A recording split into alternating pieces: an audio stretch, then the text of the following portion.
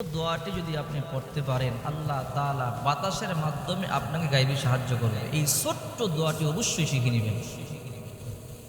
তিরমিজি শরীফের 2431 নম্বর হাদিস, ভালো করে মনে রাখবেন।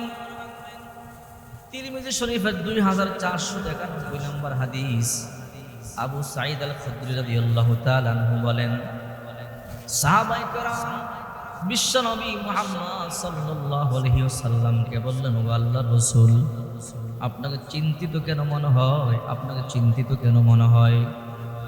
আপনি চিন্তার মধ্যে আছেন, দুশ্চিন্তার মধ্যে আছেন, কারণটা কি?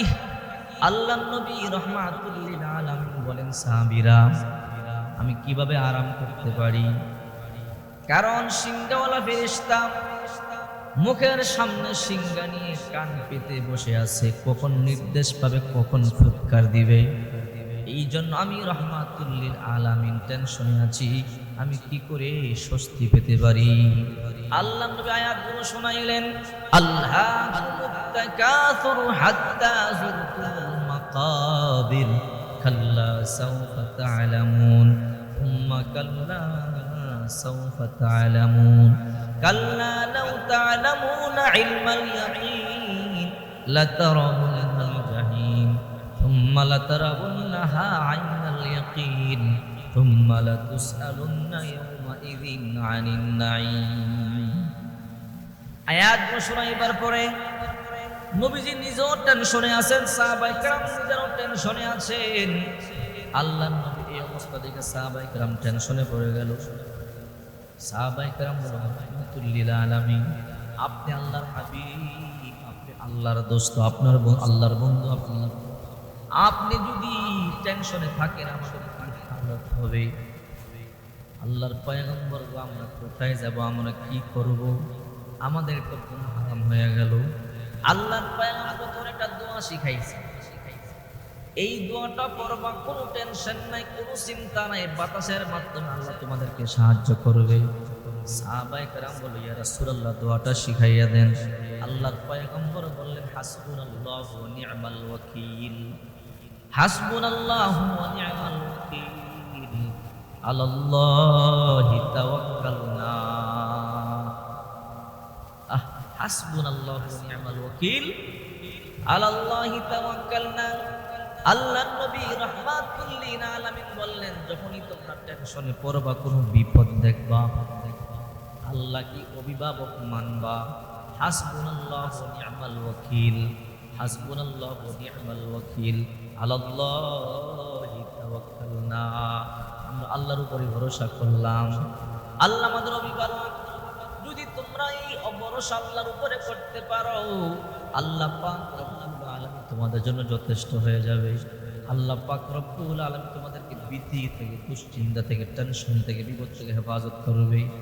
হাদিসটা মনে রাখবেন, সহিহ তিরমিজি শরীফের 2431 নম্বর হাদিস। আল্লাহর নবী সাহাবায়ে কেরামদেরকে শিখাইলেন, যখন সাহাবায়ে কেরাম বিপদের মধ্যে পড়তেন, সাহাবায়ে কেরাম এই দোয়া পড়তেন, হাসবুনাল্লাহু ওয়া নি'মাল ওয়াকিল, আলাল্লাহি তাওয়াক্কালনা, হাসবুনাল্লাহু ওয়া নি'মাল ওয়াকিল, আলাল্লাহি তাওয়াক্কালনা। সাহাবায়ে কেরাম যখন বিপদের মধ্যে পড়তেন, এই দোয়া পড়তেন, আল্লাহ তাআলা সাথে সাথে বিপদ থেকে মুক্ত করে দিত। এই দোয়া পড়লে বাতাসের মাধ্যমে সাহায্য। বাতাস দ্রুত গতিতে আসে না? বাতাস যেমন দ্রুত গতিতে আসে, ঠিক তেমনি ভাবে আল্লাহ আপনাকে দ্রুত গতিতে সাহায্য করবে। ভরসা করবেন আল্লাহর উপরে। রাত 3টা বাজে বিপদে পড়লেন, হাসপাতাল বন্ধ, অফিস আদালত বন্ধ, কোর্টের দরজা বন্ধ, থানা বন্ধ, মানুষের দরজা বন্ধ, আল্লাহর দরজা বন্ধ নাই। আল্লাহ তাআলা বলেন, আল্লাহু লা ইলাহা ইল্লা হুয়াল হাইয়ুল কাইয়্যুম লা তাখুযুহু সিনাতুন ওয়ালা নাওম। আল্লাহ ঘুমায় না, আল্লাহ তন্দ্রাও যায় না, আল্লাহ ঘুমায় না, দূরে কোথাও তন্দ্রাও যায় না, আল্লাহ তন্দ্রাও যায় না। মুসা আলাইহিস সালাম বলে, আল্লাহ আপনি যে ঘুমান না, আপনি ক্লান্ত হন? আল্লাহ কয় না, ও আল্লাহ আপনি কেন ঘুমান না? আল্লাহ কয়, দেখতে চাও না, শুনতে চাও, দেখলে ভালো, আগামীকাল 1 গ্লাস পানি আমার জন্য নিয়ে আসবা, কাঁচের গ্লাসে বইরা। মুসা পয়গম্বর আগামীকাল 1 গ্লাস পানি নিয়ে আসলেন।